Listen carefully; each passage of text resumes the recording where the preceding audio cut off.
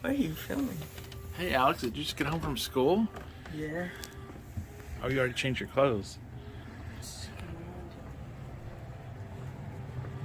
Why do you have a box covered up? There's a big box over here. Why do you have like this big box covered up? Do you want to see what's in it? Yeah.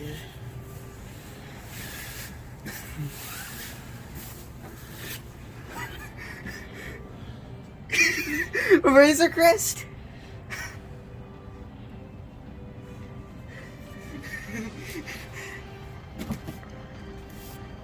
Is this real?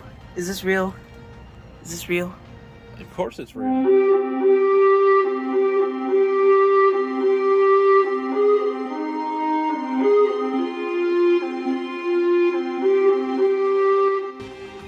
Hey guys, thank you for joining us on this super exciting video. This is a day that we've been waiting for a year and a half, or at least I have been. Alex, he was kind of out of the loop. I kept this as a surprise.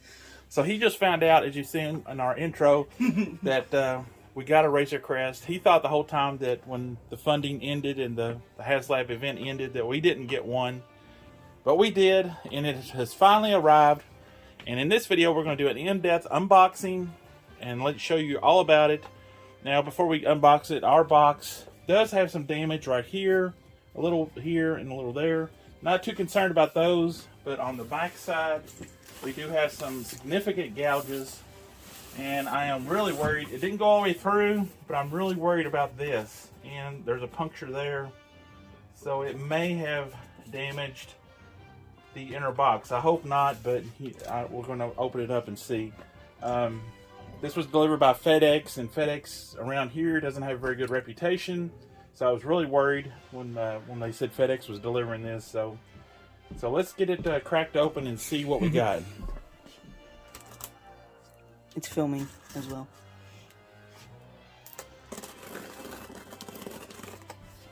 I can't believe this is real. I literally can't believe this is real. But it is. Oh, no way! It's actually in there.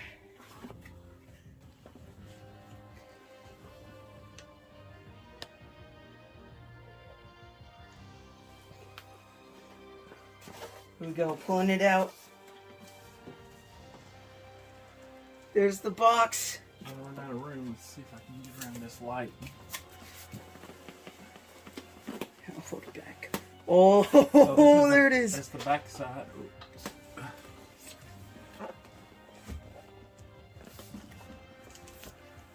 We need it over there, but you got it? Yeah. Oh, there it is.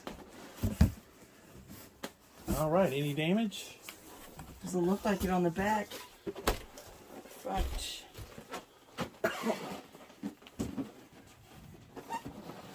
No way. So we got really lucky. No damage on no punctures. This is our first ever HasLab.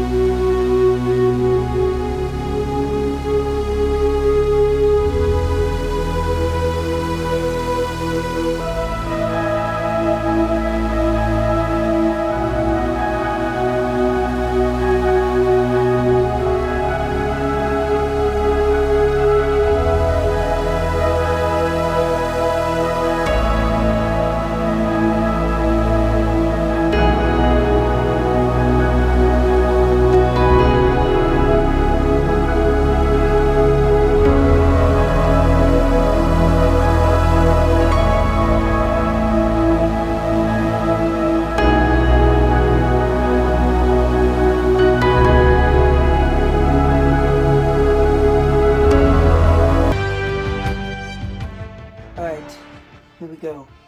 The moment we've all been waiting for. And there it is. And here is the, let's see if we can get it on camera here. It's the instruction booklet. It's a classic Kenner style instructions that like used to come with the classic Kenner or vintage Kenner vehicles back in the day. Real quickly, we're going to look through the book. I think the vehicle itself is pretty much put together except for you attach the engines, but this is going to show you, if I can grab hold of the page, how to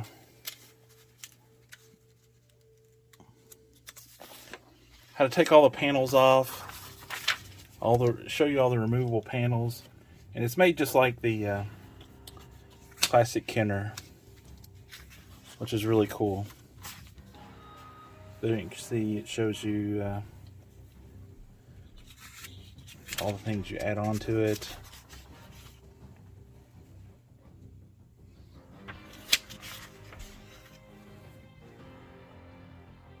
Alright, so now time to slide the styrofoam out. It'll come out pretty tight. It'll come out on its own.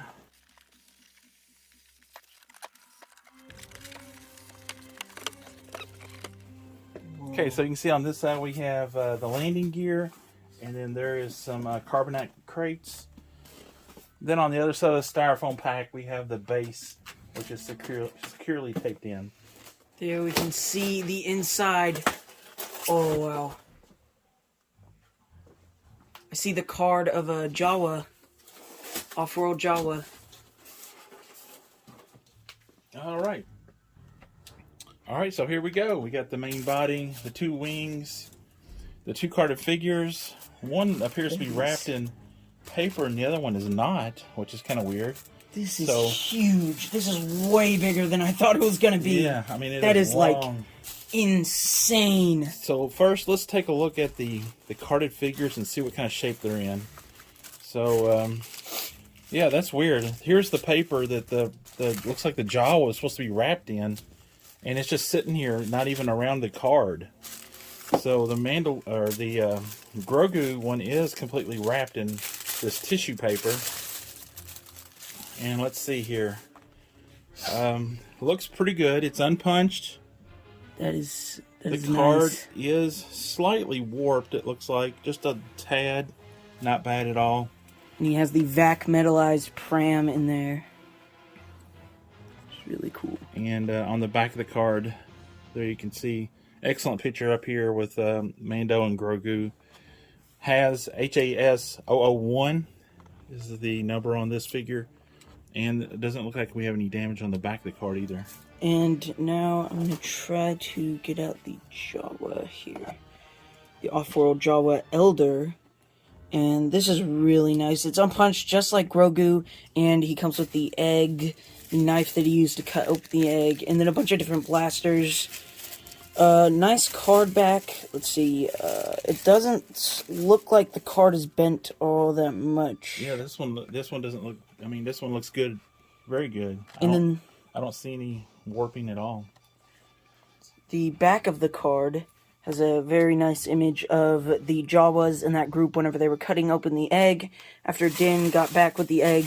And it says HAS-002. Number 2. Yeah, it's a cool image. Yeah. Oh. So first, let's get the main body out, and then we'll start assembling. So this looks like it is taped up.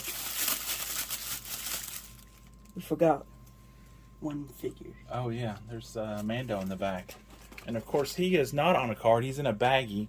But this exclusive cool. Mando comes with a soft goods cape. Really cool. Beskar armor Mando. Nice. Put him right there for the time being. And let's get this thing out. This is huge.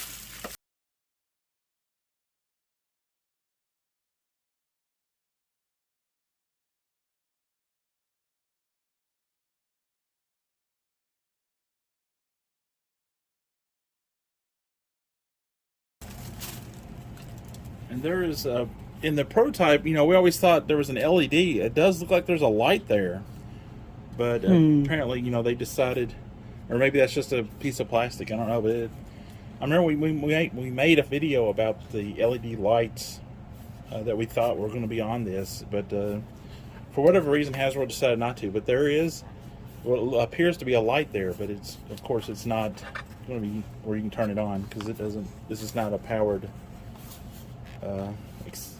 vehicle. Blasters for the front, you attach to the vehicle. Looks pretty cool. Yeah, here's the other one. It's the exact same thing. Some more carbonite blocks. There's 2 carbonite blocks here. Looks like we have some.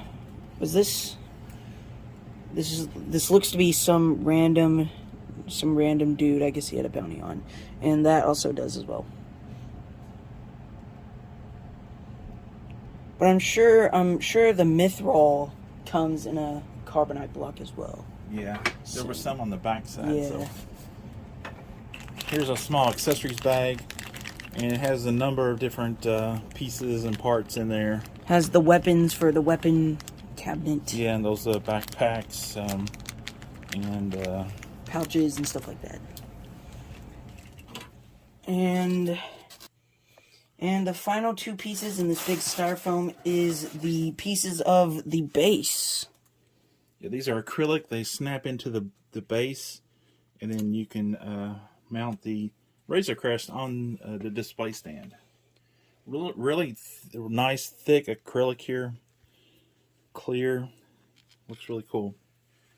Now we are cutting the tape to get out the rest of the accessories. 2 more carbonite blocks. There's a Rhodium, frozen in carbonite, and that's the Mithril. There we go. Mithril right there. These are really nice and detailed carbonite blocks. Here is one of the landing gears. Nice details molded into that, panel lines.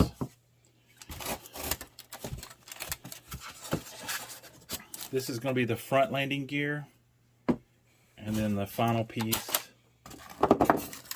is the other back. The other side landing gear.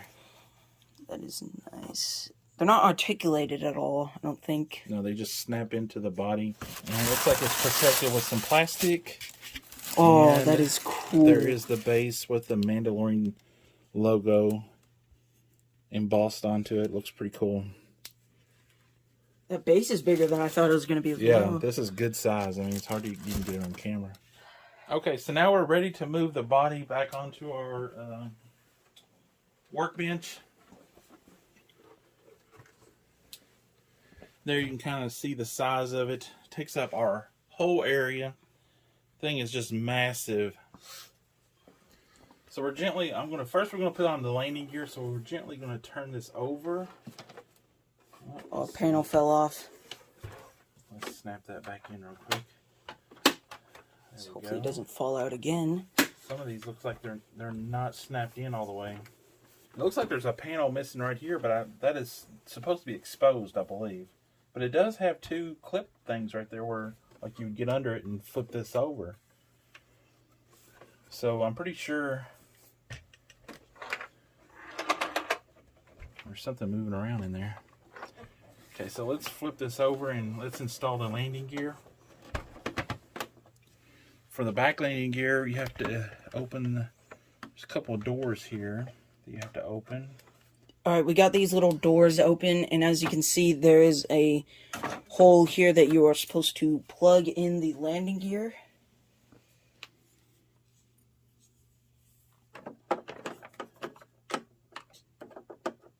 And you just insert that, just make sure that the top doesn't get caught on it. There we go. And just snap that one in.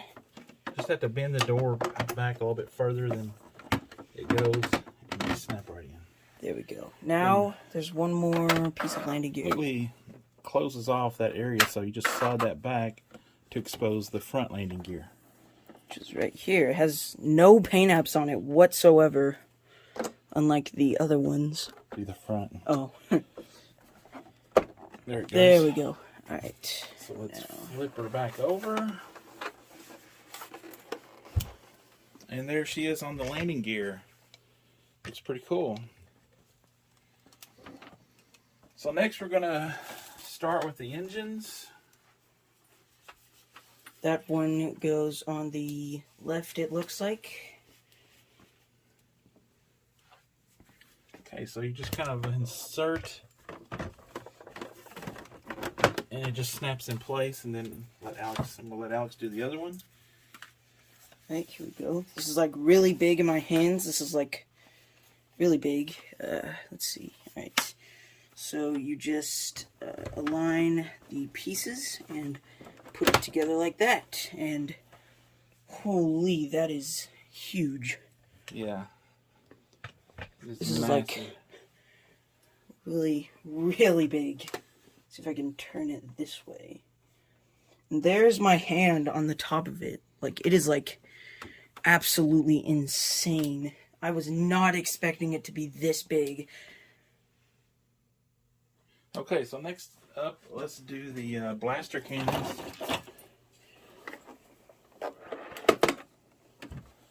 There's the first cannon, and time for this one.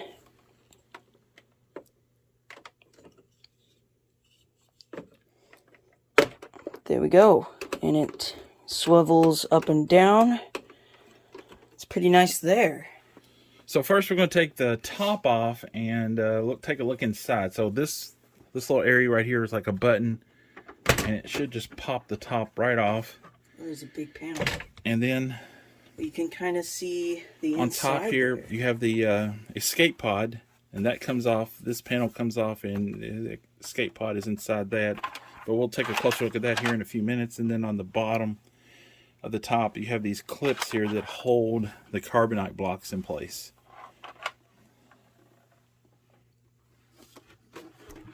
So as you can see here, there's already a couple things molded onto the wall here, and then you got your hooks here for the additional accessories. This side of the wall, you have a soft goods like cargo net. Looks really cool. It's attached to the side of the wall, and I think you can unhook that and then store stuff down inside of that if you need to, if you want to. And right here, is that the weapons locker? Yeah. Oh, it opens up like this. Oh, I thought it opened side to side. Oh no, that's the carbon freezing chamber. It doesn't open all the way, looks like. There's like a stopper there, where you can't actually open it all the way. Yeah, it's not going to open any further than that. Yeah, the weapons locker is up a little further. So to be able to access the weapons locker, you can open the side door here, which comes down. Really cool. You got these like simulated hydraulics attached to the side there, and then you also have an additional ramp inside of this one that comes down, and you have that blue molded color from the interior, which is I mean, some people are complaining about it on the internet. I kind of like it. It's not that blue like it showed up in the pictures. So I think it looks pretty cool. Yeah, I think it looks pretty good. Okay, so before we start putting these accessories in the Razor Crest, we're going to unbox them and show you each individual item. It is a backpack, another backpack, different mold,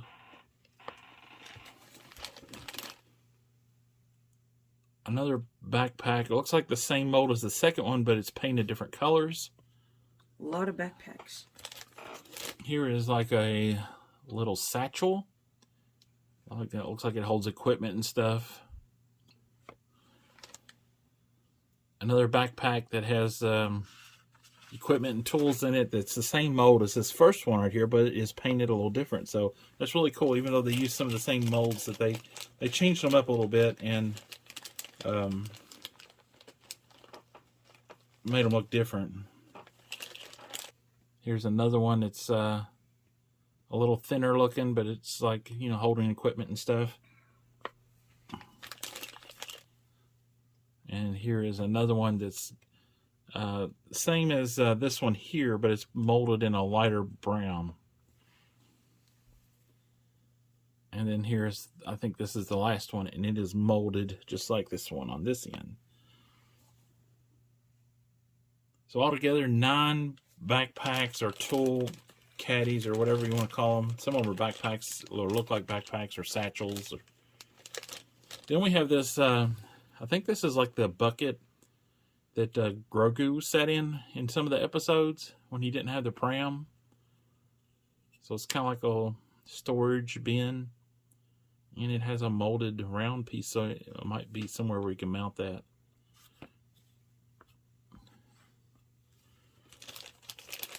Okay, now we're going to get into the weapons. And Alex, feel free to identify any of these weapons when you notice any that look familiar.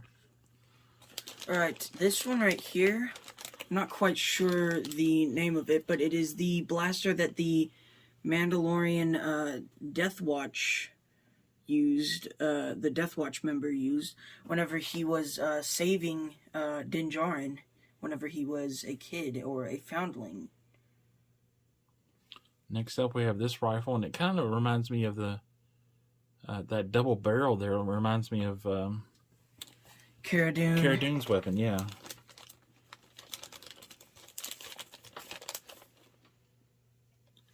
Next weapon is another rifle, and that kind of reminds me of Bosk's rifle. It looks like a Relby V10.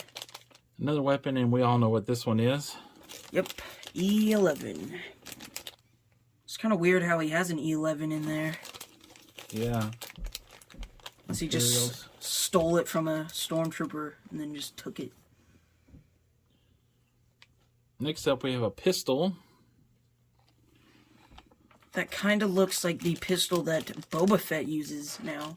He might have snagged it from the Razor Crest when he was getting his armor back. And another pistol, a real small one. Yeah. And another pistol. That one also kind of looks like the one that Boba Fett has. So maybe one of these weapons he just quickly snagged while he was getting his armor back. Are they the same mold? Let's see.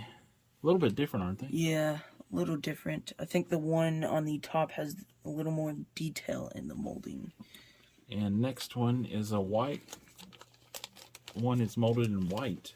Or maybe it's supposed to be silver, but it looks kind of white to me. Yeah, it does.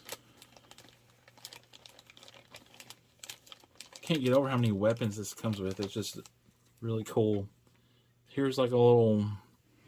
Looks like a flare, like... Yeah, almost like a flare gun. Yeah, or maybe like a little, like, shock pistol. Another pistol.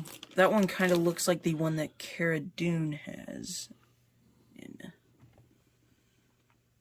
Another real small one. A lot of pistols. I've seen this one before. Looks like that one is the one that Cara Dune has that flared barrel on it. Yeah. Here's like an extra ammunition clip or magazine for... Maybe it goes on this one, the one that we thought was Cara Dune's. Oh, that's pretty cool. Yeah, I think it does. Let's see if I can find And here's a couple thermal detonators. That's pretty cool.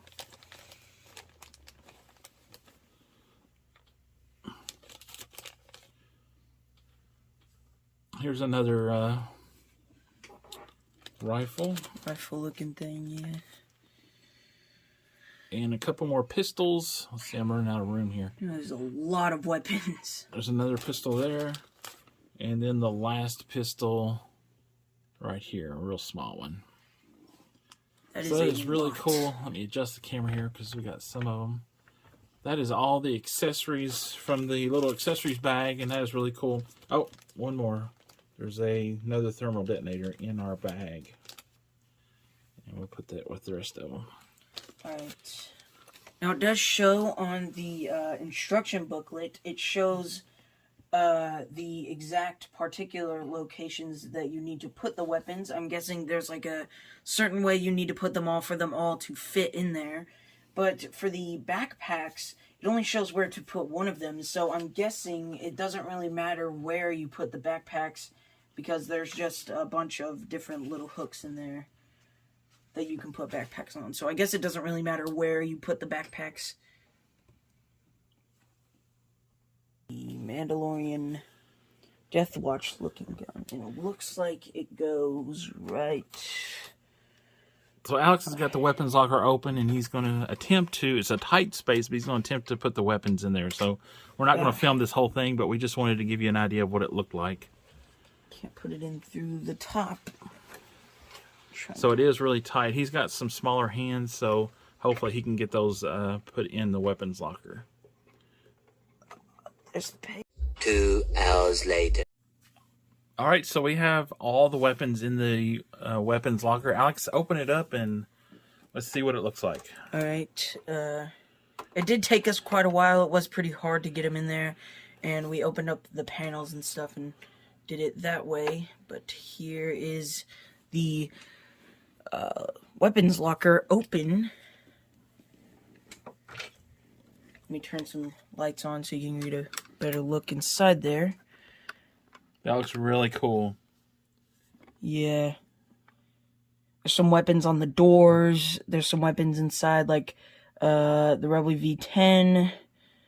We got Cara Dune's gun right there. Some thermal detonators. E11. Yeah, really cool. And they all fit in there a certain way. I'm guessing if you put them in there just randomly, it wouldn't all fit together. There'd be like guns overlapping other guns and stuff like that. So that's why I followed what you have to do, what it tells you to do in the instruction booklet. So yeah, that's really cool. And then we hung all the bag accessories on the wall. And there you can see all the different bags. We just kind of randomly hung them.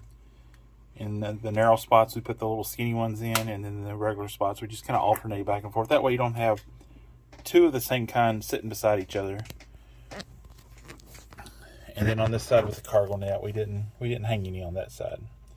Well, there is one down the end, I forgot. So that is the interior. Pretty cool. And towards the front there, you can see the weapons locker. This is the carbonite freezing chamber, and then you can see the bathroom up there.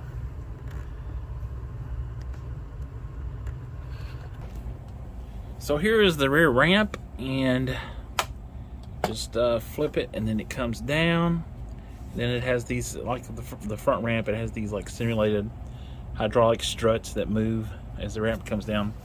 Really cool. And it doesn't have the extendable bottom that the other hatch has. And then if your Razor Crest is on an uneven surface, it does have room to extend down further. So that's pretty nice. And there is some dust and debris on ours, probably from the factory, but that's pretty cool. Then in our original video, I thought these could be possibly, on the video that we made about lighting with the LED lights, I thought these could be possibly two lights, but I think they're just, yeah, they're screw holes. There's two screws up in there. All right, next up, we're going to take a look at the cockpit, and this whole piece cockpit comes off. So we just lift that off, and yeah, it's pretty nicely detailed in there. This looks really cool. Look at all the details in here. We have the two sticks here, and if you look right there, you can see a kind of like a throttle type thing, and there's no ball on the top of it, but there is kind of like a molded kind of like screw where the ball would go. And the ball actually comes in with the Grogu figure. So that's a cool little touch they did right there. I'm not sure if you can actually put it on that stick with the ball that comes with the figure, but that's pretty nice. We have like a screen here, some other things. All the buttons have like paint apps on it. It's really nice. And the seats are painted that red color, which looks really cool. You got 3 seats, the front pilot seat and 2 rear seats, which is really cool. And sadly, the seats do not like swivel and turn around like they did in the show. But I guess that doesn't really matter since you're not really going to be doing that anyway if you have it displayed. And unfortunately, the door here does not open and go to the cargo area, which would have been a nice touch. But the way they engineered this, that's not possible.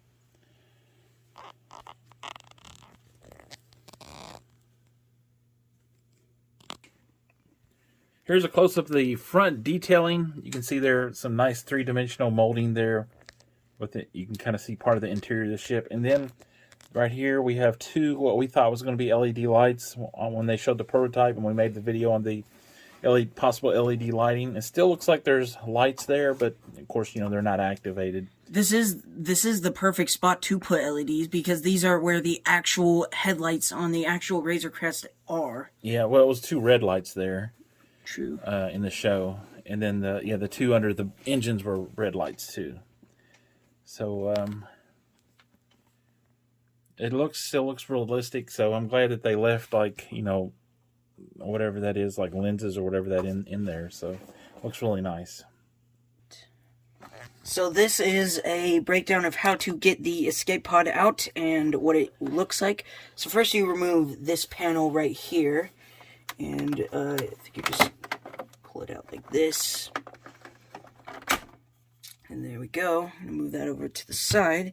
And then you have free access to get the escape pod out. It's not clipped in or anything. It's just sitting there. And here it is. It's pretty good detailed. Except for the window. It's just black paint on there. Instead of instead of an actual like window like how it is on the cockpit. But that would have been cool if they actually did that. I guess it was just a missed opportunity. And it should just open up like that. And there's the window right there. That is not actually a window. And you can actually fit the Din Djarin figure in here, which is pretty nice. Even though he doesn't actually use it in the show at all. But it's a pretty nice touch. And then look at the detailing here where it sits. That is just amazing. Looking at all this nice washed over, all this molding here. And then they put a black wash over it to really show it and detail it. That looks really cool.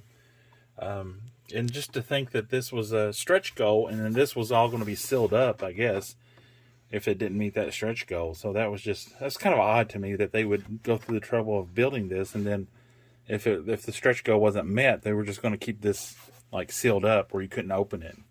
Kind of strange.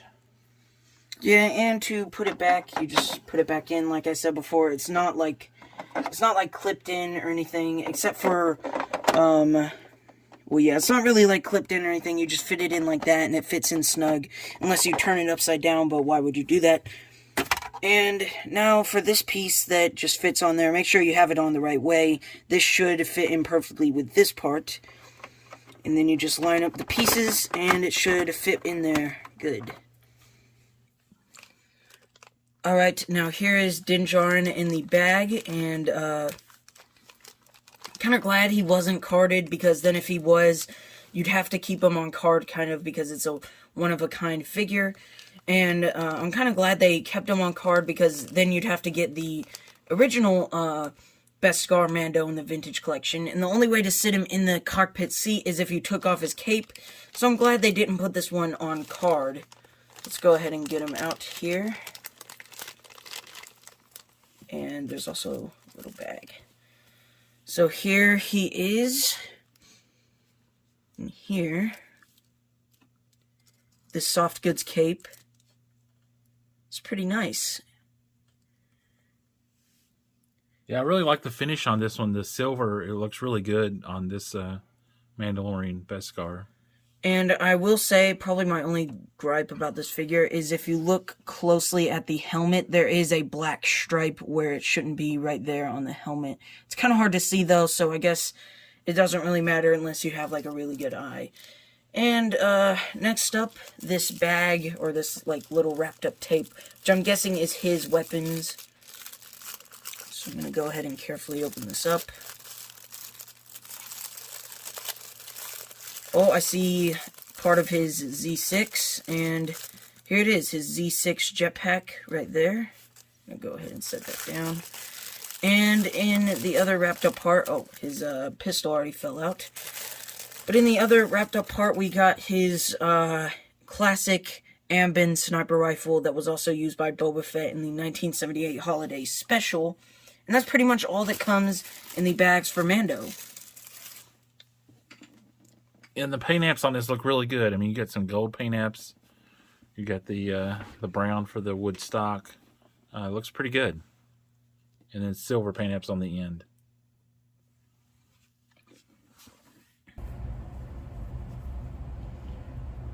Now here is Din Djarin out of his bag, fully posed up with his jetpack on, and his soft goods cape looks really nice. I think this figure is absolutely amazing. Of course, it looks even better with the soft goods cape. And sadly, he doesn't come with the Darksaber, but it's not really a surprise since this was revealed before Mando got the Darksaber at the end of Mando Season 2. And so yeah, that's not surprising. If you have a Moff Gideon figure, you could just get the Darksaber from him. Sadly, we don't yet, so we can't really put a Darksaber with him right now. Yeah, really awesome figure, but that paint app that you pointed out there, now that I notice it, it like really bugs me that his helmet is off a little bit. You can kind of see that in the video there, unfortunately. But other than that, really cool figure. And just to show you that there's like numerous panels that are removable from this Razor Crest. We're not going to go through them all, but we'll just pop off one of these here. And there you can see like there's detailing underneath the panels, which is really cool. I mean, all these different like conduits and stuff. And the whole ship is just covered like that, as you know. And then even on the backside, there's moldings on the backside of the exterior plating. So really cool that you can remove all these panels. They're all over in the front here. Further back, you got panels that you can remove. And we're not going to do them all because it's just, the video would be like, 3 hours long. But really cool that you can remove these panels and do so much different things with this ship. Here's a close-up of the engine thruster, and as you can see, that it's full of translucent plastic in there. And I really believe that this was designed to be lit, and they just decided not to do it. But if you throw some extra light on there, you can really see. I wish I could get in there behind it and it would really glow. And it would, if they put some pulsating LEDs in there, that would have really just set this ship off. So that's really cool. And then even the exhaust here has multicolor, like where this metal's been heated. So you have this multicolor airbrushing going on, which is a really nice touch. Okay, next up we're going to show Mando in the cockpit and see how he fits in the chair. So you just go ahead and put him in there. You could have his cape behind the seat or in the seat. I'm going to put it in the seat. There. And then you can, I think, put his hands on these sticks, on the flight sticks. Just have him, like, tapping these buttons around and stuff like that. Yeah, or, it still looks pretty good, I think. Yeah, or you could just have one hand on the sticks there. Like that. Yeah, that looks pretty good.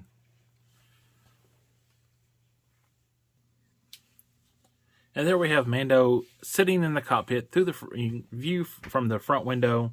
Looks pretty cool. A lot of glare there, but unfortunately, we're dealing with all these lights and that curved glass. But he looks really cool sitting in the cockpit. Yeah, I think that looks amazing. Okay, next up we have the stand. And we have the two acrylic pieces that go in them. And I think one is bigger than the other. So they just insert and then just snap them down.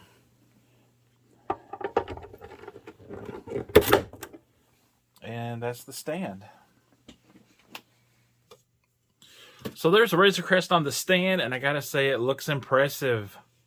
I mean, that in-flight mode where it's kind of like leaning a little bit, turning, and arching up looks really cool. And it'd be really cool to get like some kind of turntable where this thing just spun around. That would be really nice looking. Yeah, that would look really cool. But you'd have to have a heavy-duty one because it's really heavy, and the stand itself is huge. So you'd have to have a heavy-duty with a turntable with a heavy-duty motor on it to handle all that weight. But it looks really cool like that. And then we have another 3.75-inch figure right here. And in case you guys don't follow our Instagram, you wouldn't know that we have created a custom Book of Boba Fett 5POA figure. And there he is compared to the Razor Crest. It's pretty nice right there. And here they are both under the ship, the Razor Crest. And I think they look really nice side by side. Okay, Alex, what's your final thoughts on the Razor Crest? What do you rate this humongous Razor Crest? Honestly, it's definitely not perfect. There are a few things that are wrong with it that I see, like the lack of electronics in it. Obviously, that would raise the price, but I think it would still need it. The I think it was Saga Collection Falcon, wasn't it? And the new Galaxy's Edge Vintage Collection Falcon had electronics, yet a HasLab project does not have electronics. I just find that really weird. But overall, I think I'll give the Razor Crest a 10 out of 10. It is gigantic. It is, like, huge. It's like, it looks super small on, well, it doesn't look super small, but it looks smaller on videos and stuff. But once you guys see what this is like in person, if you get one, then you'll see actually how big it is. It comes with tons of accessories. I think it's totally worth the price, even though it doesn't come with electronics. I think it's totally worth it to add it to your collection. Okay, my final thoughts are this thing is just awesome. I mean, it's massive. It's huge. The details are just crazy. I mean, the amount of detailing that went into this is just amazing. I know there was probably some things that we missed on our video that we forgot about or didn't show about this thing because it's so big. There's so many details. But I hope that you enjoyed our video, and hopefully we covered most of the good stuff about this thing. It's just we've never had anything like this, so it takes up all of our space. It's just really cool. I was really concerned when they unveiled this about the finish on this, the silver finish, and it is just, I think, just a silver paint with the dirt wash over it, and it looks pretty decent, especially in the light. It does have a really bright look to it. When you don't have light shining directly on it, it does look a little dull. But I am happy with it. I think it did turn out really well, and the wash over it that shows all the panel lines, brings out all that detail of the panel lines and all these design of the Razor Crest. It just makes it look really cool. And the only thing that kind of bothers me about it, which it's not a big deal really, but like Alex said, the lack of electronics and LED lighting. This is a HasLab project. This thing is huge. I mean, you would think that it would have came with some lighting and electronics like the Millennium Falcon has. So that was the only disappointing part. We speculated a long time that whether it was going to have it or not, because we saw what we thought was LED lights in the prototype model. But unfortunately, it doesn't. So, and those engines, I mean, they look like they would look so awesome with like pulsating LEDs in them. So, unfortunately, that's not the case. But other than that, awesome vehicle. Just Hasbro just knocked it out of the park. So I'm going to give it 5 stars. And also in the next day or so, we're going to do a video on unboxing some figures to go with this Razor Crest. So we have some vintage collection figures we need to open up to interact with the Razor Crest. So stay tuned or keep an eye out for that video. Hopefully we'll have it up in a few days. I know this video was extremely long. I hope that you enjoyed it and watched it all the way through. We're really excited. I mean, this is our first HasLab. We've never done anything like this before, so this is really cool. So please like the video. That really helps our channel out. Subscribe to the channel if you're not already subscribed, and leave us a comment down below. Tell us what you think of the Razor Crest, and if you've gotten one. A lot of people have gotten one. I think they sold like 28,000 of them during the HasLab. So yeah, just leave us a comment down below and let us know what you think about it. And Alex, take us out. May the Force be with you, and this is the way.